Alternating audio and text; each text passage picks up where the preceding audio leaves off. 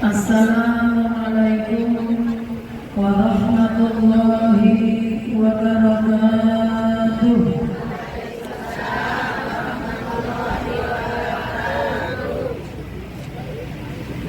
Bagi puasa kan bagaimana bersama sebagai sarapan.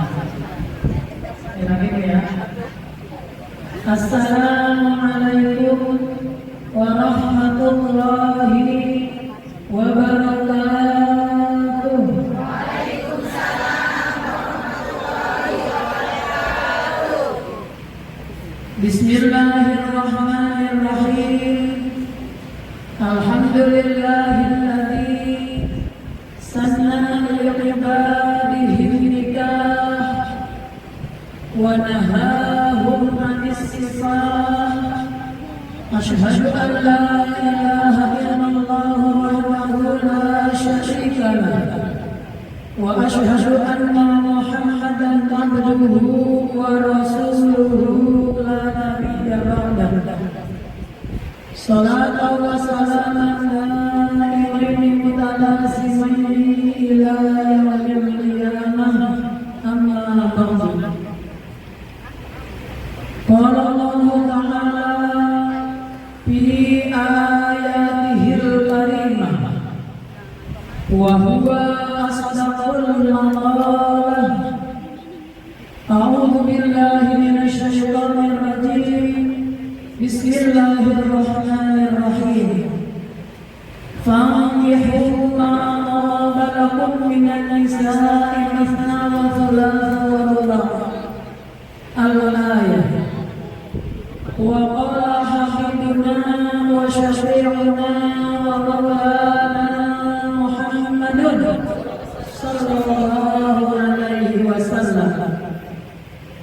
Tunkahul mar'atu li arba'in, limaliha wa hasabiha wa diniha wa nasabiha. Fa'alaika bidhalika taribat yadak. Wa qala aidan tazawwajul waludal wadud fa inni mutakhirun bikumul umama yawmal qiyamah. Sadaqallahu wa sadaqa Rasulullah sallallahu alaihi wasallam. Yang sama-sama kita hormati dan kita muliakan Shahibul Hajat Bapak Haji Heri Hermawan beserta istri Ibu Ustazah Hajah Nasrah, juga seluruh keluarga besarnya. Kita doakan semoga senantiasa ada dalam limpahan rahmat Allah Subhanahu wa taala. Senantiasa Allah panjangkan umurnya, sehatkan badannya dalam kebaikan, dan semoga Allah berkahi dalam kehidupannya. Amin ya Allah ya Rabbal alamin. Juga yang sama kita hormati keluarga desa Bapak Royani dan Ibu Susiati.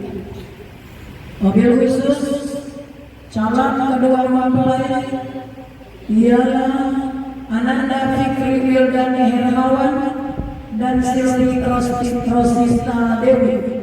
Semoga Allah sehatkan badannya, Allah panjangkan umurnya, dan semoga acara pernikahannya besok ya, acara pernikahannya besok. Semoga besok acara pernikahannya ada dalam kelancaran, dan nanti setelah pernikahan semoga rumah tangganya dijadikan rumah tangga yang barokah, sakinah mawaddah warahmah. Amin ya rabbal alamin. Juga yang sangat kita hormati Ibunda tercinta Nyai Hajah Imot. Menurutnya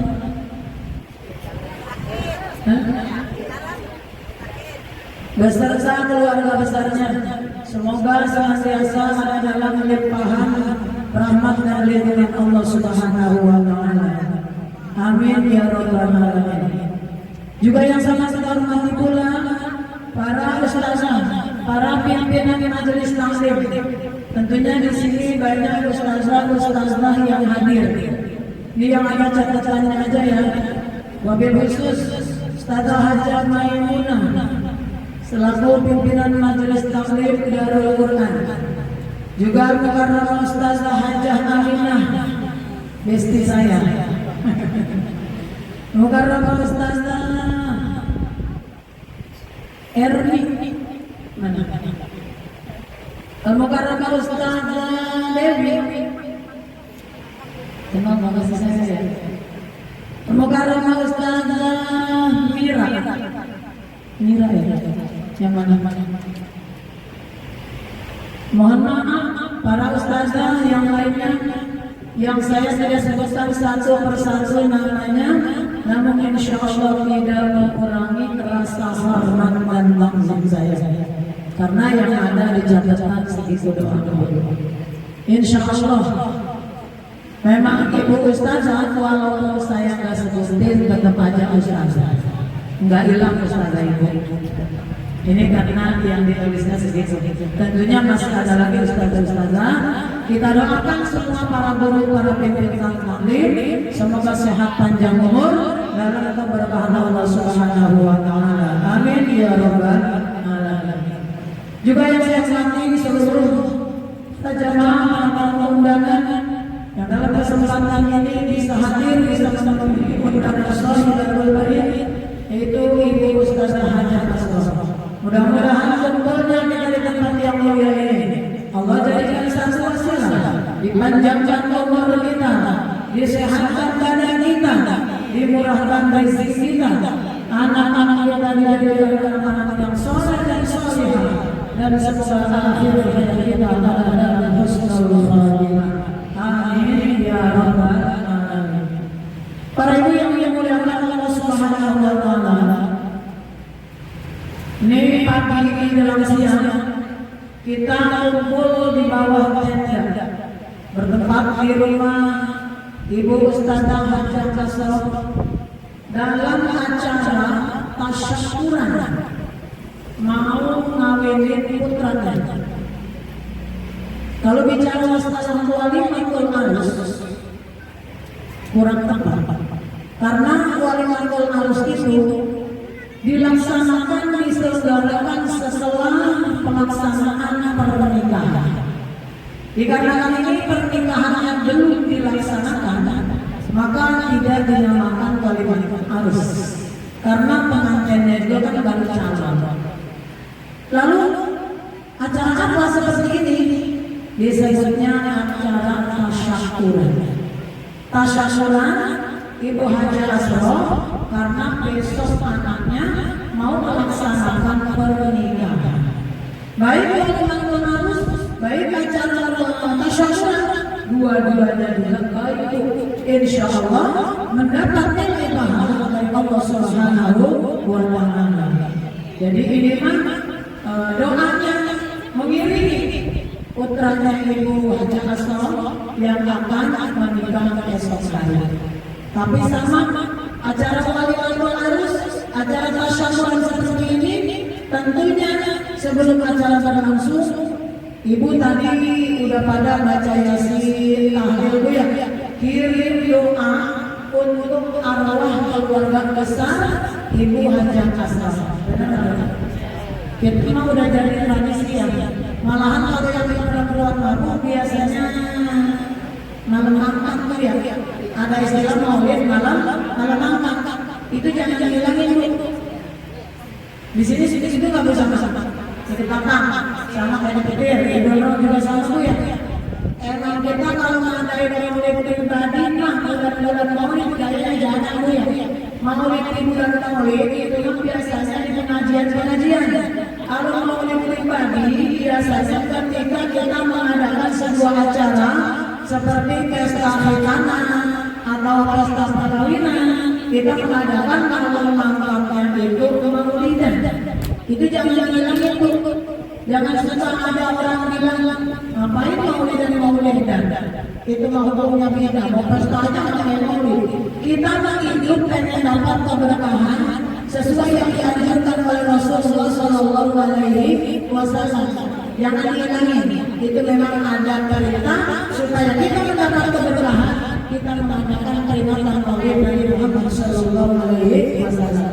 Tentunya tadi juga di sini baca Maulid dulu ya.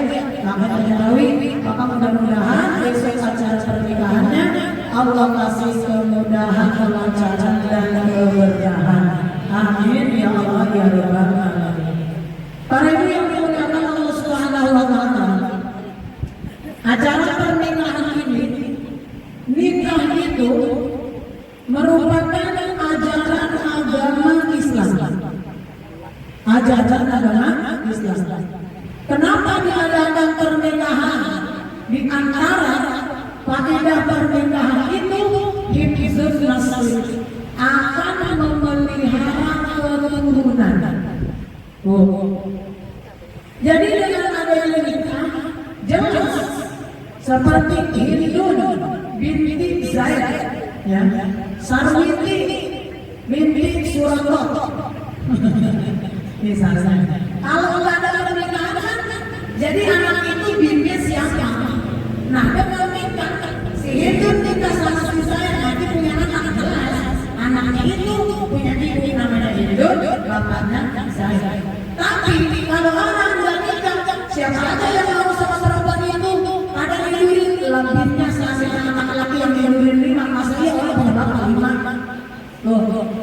Lepas menikah itu binti siapa yang dibocah? Tahu orang laki dulu dilurin berapa namanya, orang punya 5. Udah gitu dinikahin aja semuanya, nggak ada orang punya bapak 5. Bapak mah satu, memang rahim perempuan satu bisa aja. Orang-orang yang bisa tidak halal, ya dia dilurin tapi tidak jadi bapak. Benar bu? Nah jadi nikah ini merupakan ajaran agama Islam yang disampaikan oleh Rasulullah Sallallahu Alaihi Wasallam. Bahkan hukum nikah ada yang memang hukumnya nikah itu wajib. Secara umum kita tahunya nikah itu hukumnya sunnah. An-nikahu sunnati, paman nikahkan sunnati, falaisa minni. Kata Rasulullah SAW, nikah itu adalah sunnahku. Siapa orang yang tidak suka dengan sunnahku yang dinikahkan, maka dia tidak tergolong daripada umatku. Tapi kadang ada nikah yang memang hukumnya wajib. Seperti mana? Orang kepengen sama nikah, biayanya dan pengen punya turunan. Kalau dia nikah akan terjadi zina, maka dia wajib nikah. Ada orang yang nikah hukumnya sunnah, biayanya kepengen sama nikah dia, kepengen punya turunan dia. Tapi walaupun udah nikah juga dia bisa jaga diri, insya Allah tidak akan terjadi zina. Itu hukumnya sunnah. Karena orang gak bakalan punya turunan kalau gak nikah. Ya kan? Kadang orang nikah juga ada yang dikasih keturunan. Ya bu? Keturunan orang yang begitu bu. Yang belum punya anak pengen banget punya anak. Yang udah punya anak mau contohnya aja dari berbeda. Banyak bapak anak sampai ngaji susah bu. Bocah baru setahun di dalam udah 3 bulan lagi. Terus keluar yang udah 2 tahun ini setahun udah hamil lagi. Itu bocah kayak kembang, ya. Bedanya setahun setengah, setahun setengah, 2 repot banget sampai ngaji nggak bisa. Bener bu? Bagaimana kalau kondangan anaknya 4 di bawah semua? Repot banget bu ya. Nah tapi ya memang itu dengan adanya pernikahan Allah kasih keturunan. Nah tapi memang bu diperintahkan seorang laki-laki kalau mau mencari istri itu disuruh yang banyak turunannya. Oh, anak ibu dia terus punya calon. Ibu tanya, Tom, itu calon lo? Iya. Orang mana? Orang Kalideres. Dia anak berapa? Anak yang pertama dan yang terakhir. Berarti anak semata lain. Itu kalau di zaman Nabi itu kurang berapa? Karena Nabi menganjurkan tazawwajul walud dan wadud.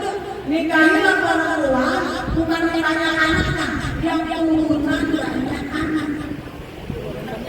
Jadi mana anaknya 10. Ini kalau kamu kita yang 6. Nanti insya Allah kalau kita itu anaknya 10 lagi gitu yang banyak. Gitu Bu. Kata ibu orang sama-sama saja kata begitu. Saya punya guru dikasih.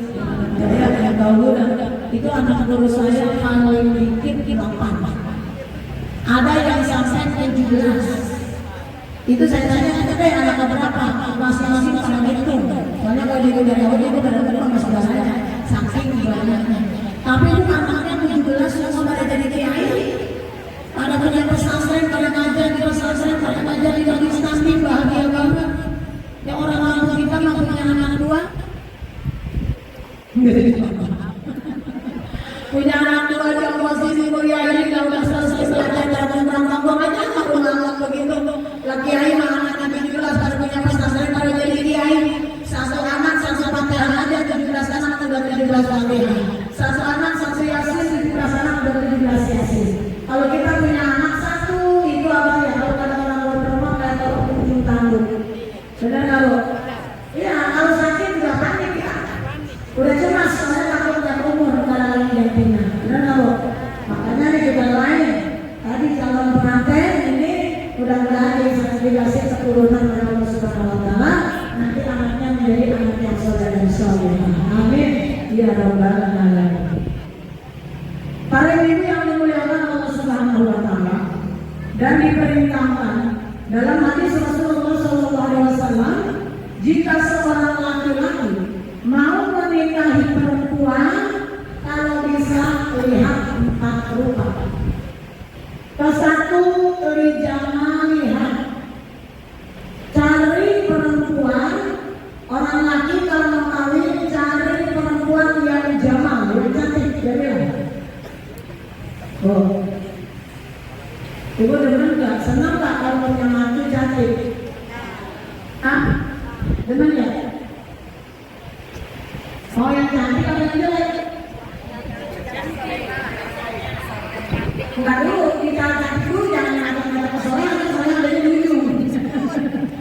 Nah, secara fisik dia itu memang cantik. Kalau misalkan ini kan kalau kenapa yang diperintahkan itu yang orang laki ya? Karena kan orang laki itu bahasanya iri ya Bu, mencari. Kalau perempuan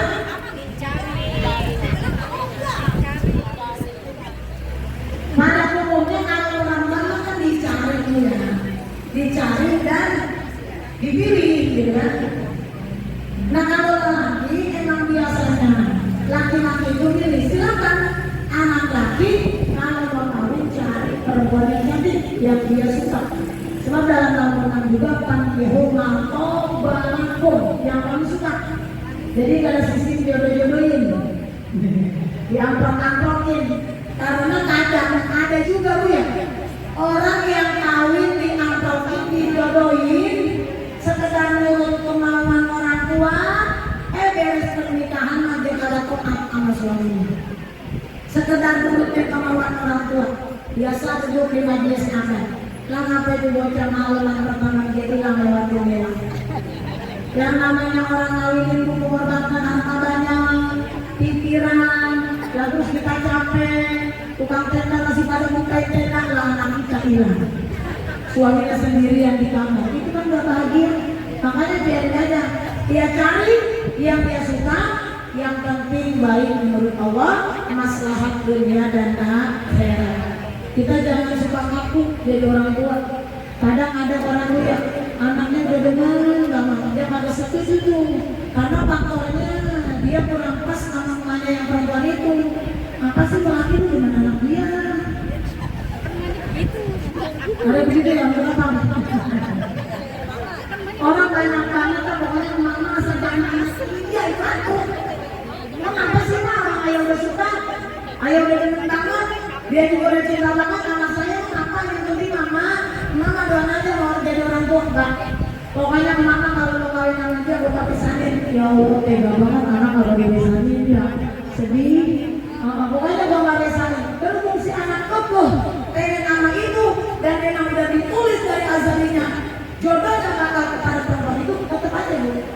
Itu anaknya tuh dimintain air sama sini didukunin. Dimintain air anak kiai beberapa kiai. Memang nggak ngaruh, nggak nepek.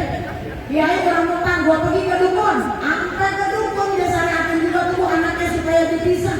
Enggak bu, emang udah ditulis bahan jodohnya sama dia, disyariatin ke 100 tukang syariatin nggak berguna. Karena lebih kuat penentuan jodoh dari Allah ketimbang syariat kita. Benar nggak bu? Jadi kasihan. Terus ibu kalau nih, kita kan ada tuh, ibu suka ngaji dijelaskan tentang rukun iman bu ya. Rukun iman yang terakhir apa bu? Percaya kepada takdir baik dan buruk semua datang dari Allah. Mau cocok, mau kagak cocok, mau demen, mau kagak demen, kalau takdir itu namanya kita wajib percaya. Nah model kayak tadi, seperti anak kita punya demenan, kita kagak suka sampai terjadi pernikahan, itu nanti kita datang kita kagak nanya. Ada gitu orang sini ada.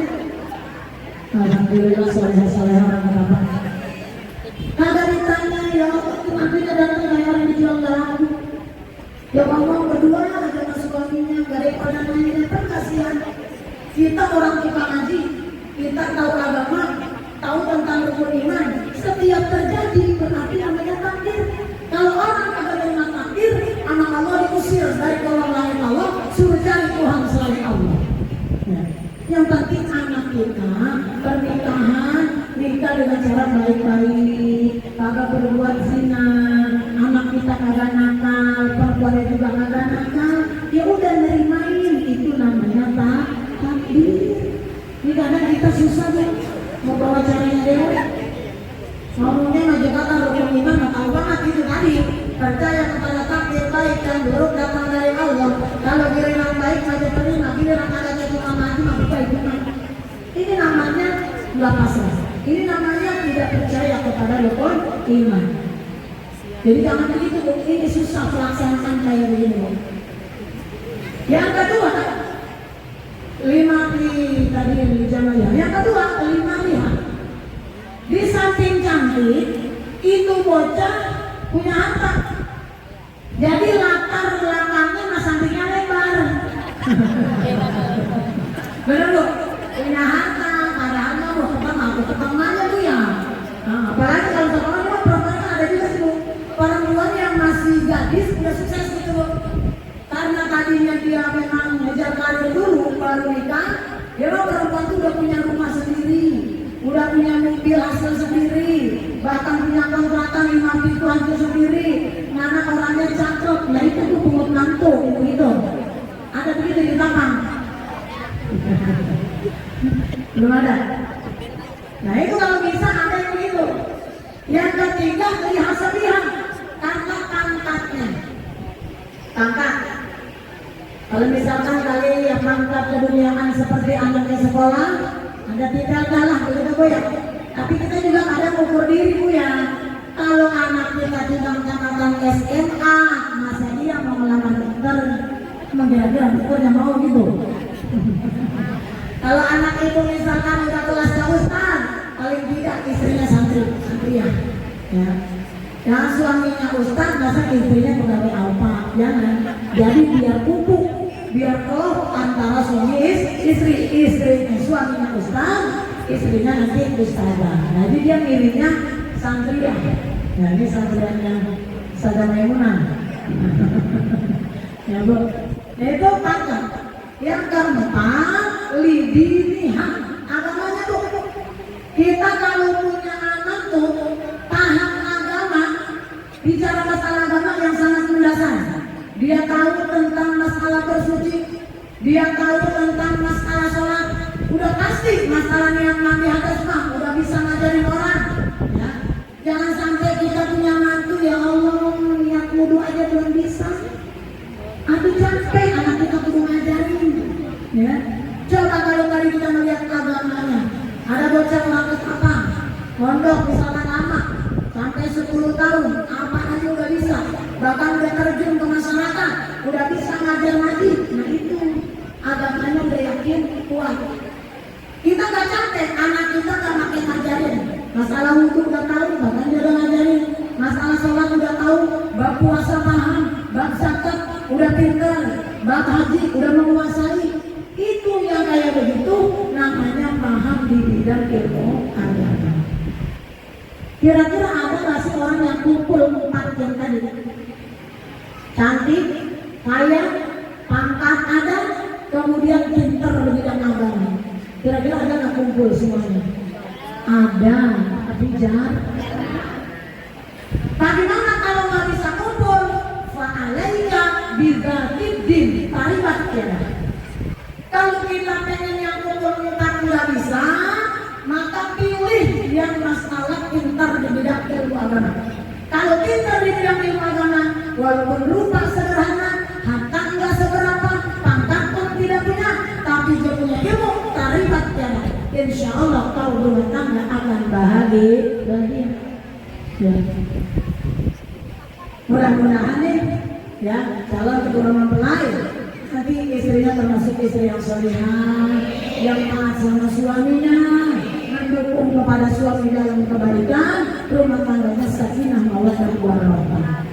Amin ya rabbal alamin. Salah satu contoh, kalau seorang nikah kepada perempuan yang pintar agama, wajahnya biasalah, biasa aja wajahnya. Kalau dinilai mungkin 6, enggak 7, 6, ya pasanganlah wajah gitu ya. Tapi dia pintar agama, harta pun orang tuanya nggak punya, tapi ilmu agamanya tinggi. Dengan ilmu agamanya tinggi, dia berilmu agama, agamanya diamalkan, masya Allah. Sama suami patuh banget tuh, sama mertua hormat banget. Kalau ibu datang ke rumah dia, ibu disambut, cium tangan dengan tangan 2 bolak-balik, dan ada pempuk gigit karena dia tahu kesopanan terhadap mertua. Kemudian ketika ibu minum, dipersilakan tempat serapi mungkin, seenak mungkin, ya. Dia selalu menemani ibu dengan bahasa yang sopan santun. Punya makanan, jangan tanya ibu tahu, yang ibu kagak tahu juga dia bawain, ya. Sama suaminya apalagi taat banget. Kalau dikata tak boleh keluar sama suami, walaupun dekat jangan keluar neng. Kalau ayah lagi kerja patuh, ya. Ketika suaminya pulang kerja disambut, kemudian seharinya suaminya kali pegawai kantor, sepatunya juga dia yang bukain, kemudian bajunya juga, kemudian dikipasin, selalu taat sama suami. Kan kita melihatnya senang bu ya.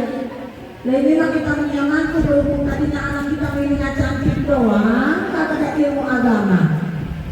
Lalu datang ke rumah kita, datang ada kita juga orang tua agak salaman bu.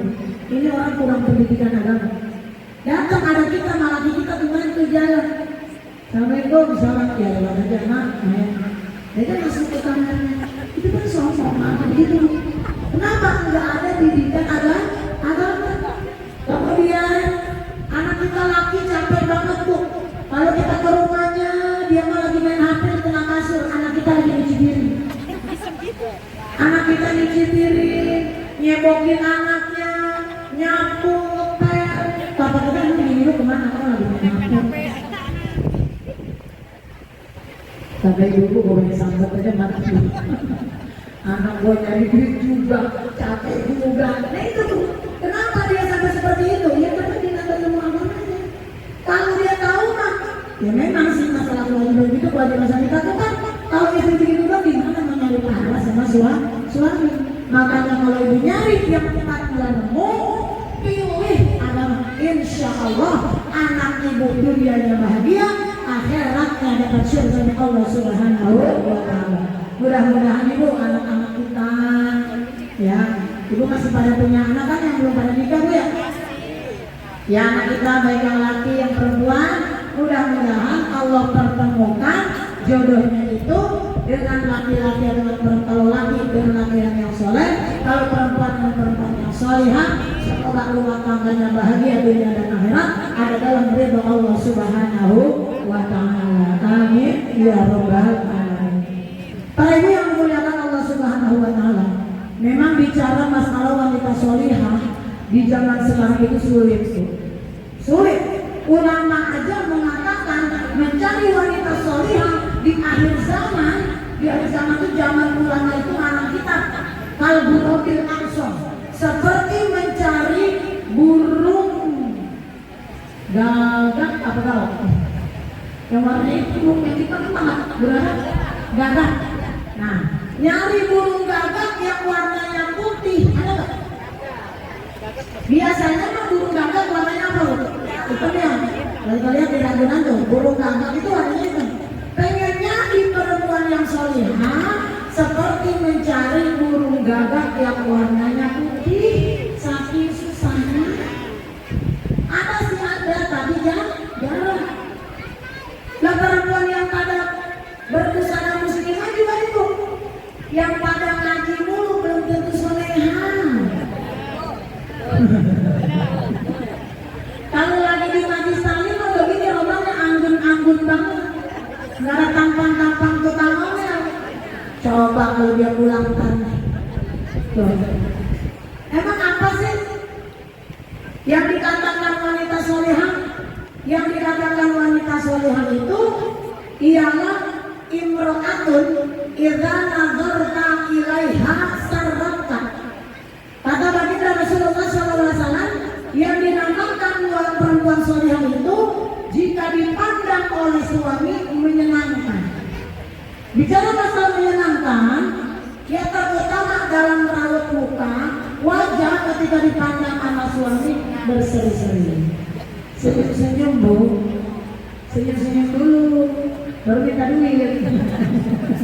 Oh, saja Dewi itu ada duit dulu. Jadi ketika dipandang anak suami, wajahnya menyenangkan, jadi senyum. Ketika ibu ngabarin suami mau kerja, sampai ke depan rumah, suaminya mau jalan, dikasih tangan, suaminya diizin tangan pulang balik, hati-hati ya. Semoga kau pergi selamat, pulang selamat. Giliran besoknya dikasih duit biasanya 200.000, lakinya berhubung kali ngebret, duit lakinya tapi ada dikasih 50, jangan anterin daripada itu. Loh, ada orang sini begitu ada. Makanya dikata nyari perempuan yang susah begitu. Jangankan yang kagak ngaji, yang ngaji juga itu kalau kurang duit memerkut mulu. Bukan pada nyawa emang ini kali pelaku-pelakunya mana? Lalu kudunya mah bu, ibu biasa dikasih duit sehari 200.000. Alhamdulillah. Sudah ibu dikasih 100 sehari. Nah besoknya lagi ada kurang penumpang, dikasihnya 150, masih alhamdulillah juga. Besoknya lagi hujan ngercek aja, penumpang nggak tapi ada, dikasih 100, masih alhamdulillah juga, kecil dong. Begitu lah. Kemudian besoknya lagi hujan dari pulang tua, hujan banget. Itu suami nganterin juga barangnya tetangga. Dia datang suruh nganterin dagangan kemana kali? Ada tuh 50.000. Itu tuh lakinya orang takut dipromotin, dia kagak ngambil buat rokok. Dia ngasih bininya semuanya, dia kagak ucap alhamdulillah.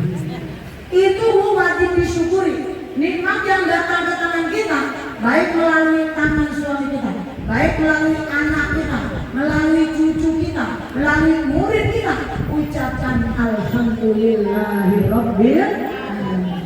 Karena nikmat yang ngasih bukan laki kita, dan laki kita itu sekedar wasilah, ketitipan dari Allah untuk disampaikan kepada istri. Jadi kalau kita kagak nerima, sama aja komplain sama Allah sekalian. Bro, berarti gak komplain sama Allah. Berarti kalau ibu marah-marah lagi, ya Allah, saya kagak mau dikasih 50.000, saya maunya 200. Berarti begitu sama Allah. Takut ya kalau mau Allah mah. Tapi kalau mau Allah lagi, pokoknya bang lu jangan pulang kalau belum dapat 200.000. Itu lakinya lagi betul ada di bawah pohon. Karena belum dapat 200.000, diancam sama bininya. Kita wanita yang suka ngaji, berapa aja uang nafkah dari suami terima. Ibu susah saja masalah itu. Insya Allah gampang bu, insya Allah gampang. Kalau kita langsung kontak ingatnya Allah. Saat suami kita kasih duitnya 50.000 langsung semain Om. Berarti hari ini Allah berkehendak masih serius di 50.000. Alhamdulillah ya Allah. Alhamdulillah Bang, 50.000 juga, yang penting Abang sehat. Besok kali, sekarang memang dapat cuma 50.000, saya doain besok Bang biar dapat 300.000. Ya udah Bang, sekarang mah istirahat, Abang tidur, ntar asal Abang sholat berjamaah ke masjid. Itu kalau punya begini begitu adem banget lagi Bu. Kayak orang tidur di AC, adem banget. Tuh, kalau misalkan bininya dikasih 50 tadi ngomel-ngomel, apalagi cewek, sana tuh belanja sendiri Bu Lama. Aduh, iya mati. Kita jangan suka bikin pusing lagi. Pun kita kudu mengukur diri Bu. Rizki kan setiap hari nggak selalu banyak ya Bu ya. Ada banyak, ada sedang, ada dikit. Coba kalau kita ukur sama ibadah kita, emang ibadah kita selalu banyak gitu malam. Loh, Ibu udah istiqomah belum? Sholat qabliyah zuhur 4, ba'diyah zuhur 4, duhanya 8, sholat sunat asar 4, tahajudnya 10, udah rutin begitu? Ya wajar kita aja ibadah Allah selalu-lalunya. Ini kadang-kadang capek-capek begini ntar pulangnya itu sholat qabliyah ba'di udah ubah. Karena gerah, capek udah lagi berapa menghadap pahala lagi. Allah sebetulnya nggak hitung-hitungan. Kalau mau dibandingkan dengan ibadah kita kebanyakan kemudian akhirnya Bu, nah ibadah kita benar nggak? Yang penting kita dikasih sen. Kita mah kadang yang dikatakan sebetulnya masalah senang Bu udah dan diri, ya.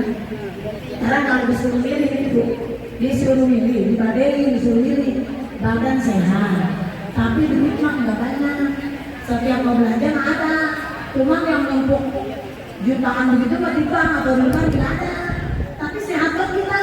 Makan sama sayur asam udang rebon aja rasanya udah indah banget. Makan hari mah makan begitu doang. Tapi ada orang duitnya mah banyak. Ya, kendaraan mewah, rumah 2 tingkat, kontrakan ada kali 50 pintu, tapi didorong-dorong di kursi roda. Mau nggak begitu? Ibu mah suka begini. Saya mah maunya duit banyak badan sehat. Itu mah nggak sesuai diri tadi. Nggak lagi ya. Jadi nikmat sehat luar biasa dia. Kalau kita sehat mah mau ngapain aja enak. Boro-boro mau makan, kita mau ibadah aja tuh kalau badan sehat enak. Kemarin Ibu, ini sekarang masih bulan Rajab. Mungkin Ibu kemarin pada puasa di awal Rajab ya. Kemudian baca istighfar aja, baca doa aja, peningkatan dalam baca Al-Quran, peningkatan baca sholawat. Namanya kita sehat enak aja. Kita duduk berzikir setengah jam nyaman. Coba kalau kita sakit, itu kaki susah ditekuk, masa Ibu baca berdiri aja. Ya, kalau baca duduk di kursi kita bisa makan enak. Kalau kita membacaan, kita diri-dirian kan lebih nyaman tuh ya. Kalau kita di tempat sholat, menghadap kiblat, apa mau kena, kita zikiran, kita baca Al-Quran, baca sholawat nyaman banget karena badan kita sehat. Makanya nikmat sehat termasuk nikmat yang paling besar setelah nikmat iman dan Islam. Makanya Bu, kita mudah-mudahan dengan hadir seperti ini dijadikan oleh Allah Subhanahu wa taala istri-istri yang salihah, yang taat kepada Allah dan Rasul, berbakti kepada suami kita, sehingga nanti di akhirat kita rumah tangga kita menjadikan rumah tangga yang diridhoi oleh Allah Subhanahu wa taala. Amin ya Allah ya rabbal alamin. Para ibu yang dimuliakan Allah Subhanahu wa taala, mungkin hanya itu yang dapat saya sampaikan. Mudah-mudahan ada manfaatnya khusus bagi diri saya, umumnya bagi ibu-ibu yang mendengarkannya. Tadi mana yang saya bilang. Sebelum saya akhiri dengan salam, marilah kita doakan khusus buat calon kedua mempelai, ialah Fikri Wildani Hermawan dan Silvi Rosita Dewi. Kita doakan semoga dipanjangkan jodohnya oleh Allah Subhanahu wa taala, dipanjangkan umurnya, dimurahkan rezekinya, dan semoga rumah tangganya dijadikan rumah tangga yang barokah, sakinah, mawaddah warahmah, diberi keturunan yang soleh dan solehah. Ditilkan niyah Al-Fatihah. A'udzubillahi minasyaitonirrajim. Bismillahirrahmanirrahim. Alhamdulillahirabbil alamin. Arrahmanirrahim. Maliki yaumiddin. Iyyaka na'budu wa iyyaka nasta'in. Ihdinas siratal mustaqim. صراط الذين أنعمت عليهم غير المغضوب عليهم ولا الضالين. Amin. Kata yang kedua buat kita semua yang hadir di sini, wabil selesai terbaik, kebahagiaan beserta keluarga. Mudah-mudahan kita dikasih sehat dan umur dalam kebaikan. Allah mudahkan segala rupa urusan kita, Allah mudahkan rezeki kita. Semoga anak-anak kita dijadikan anak-anak yang saleh dan salihah. Anak-anak kita yang lagi pada belajar, semoga disukseskan cita-citanya oleh Allah Subhanahu wa Ta'ala, dan kita dijadikan istri-istri yang salihah, dan semoga akhir hayat kita ada dalam husnul khatimah. Ditilkan niyah al-Fatihah. A'udzubillahi minasyaitonir rajim. Bismillahirrahmanirrahim. Alhamdulillahirabbil alamin arrahmanir rahim maliki yaumiddin. Iyyaka na'budu wa iyyaka nasta'in. Ihdinas siratal mustaqim. Siratal ladzina an'amta 'alaihim ghairil maghdubi 'alaihim waladdallin. Ighfir lana wa liwalidina. Terima kasih atas segala perhatiannya. Mohon maaf atas segala kekurangannya. Hadanallahu wa iyyakum ajma'in. Wassalamualaikum warahmatullahi wabarakatuh.